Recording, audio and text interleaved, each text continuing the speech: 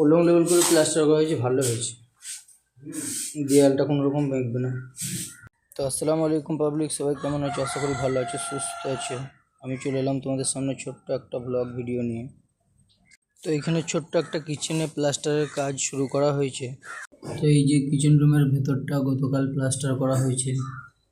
তো এর যে সিলিং এবং চারিদিকের ওয়াল গতকাল কমপ্লিট হয়েছে। আর এই যে ওয়ালগুলো দেখতে পাচ্ছ প্লাস্টার করা হয়েছে, এইগুলো কিন্তু রাফ প্লাস্টার করা হয়েছে।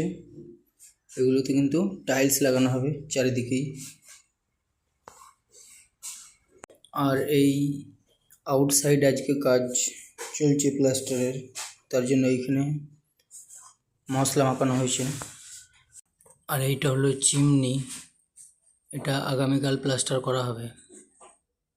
আর এইটা হলো আলমারি, এর ভেতরে কিন্তু কোনো রকম টাইলস বসানো হবে না, সেই জন্য এটা ফিনিশিং করে দেওয়া হয়েছে পুরোটাই। আর এই যে এই সাইডটা আজকে প্লাস্টার হচ্ছে।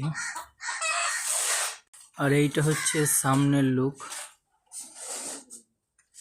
আর এই দিকটাও প্লাস্টার হবে আগামীকাল। ভিডিওটা তোমরা দেখবে,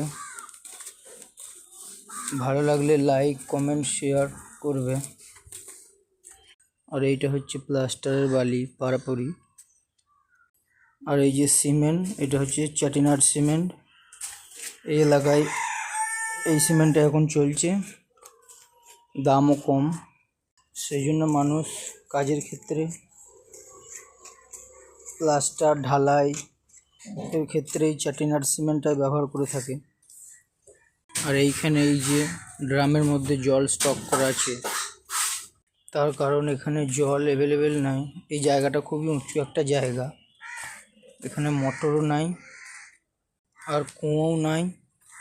লাইনের পানি সপ্তাহে 2 দিন আসে, সেই পানি বড় বড় ড্রামের মধ্যে সংরক্ষণ করতে হয়, নাহলে কিন্তু জলের কারণে বিভিন্ন সমস্যার সম্মুখীন হতে হয়। আর এই যে এখানে একটা তারা দেখতে পাচ্ছ, এই তারাটা কিন্তু এইদিকে নাই, একদম লেভেল।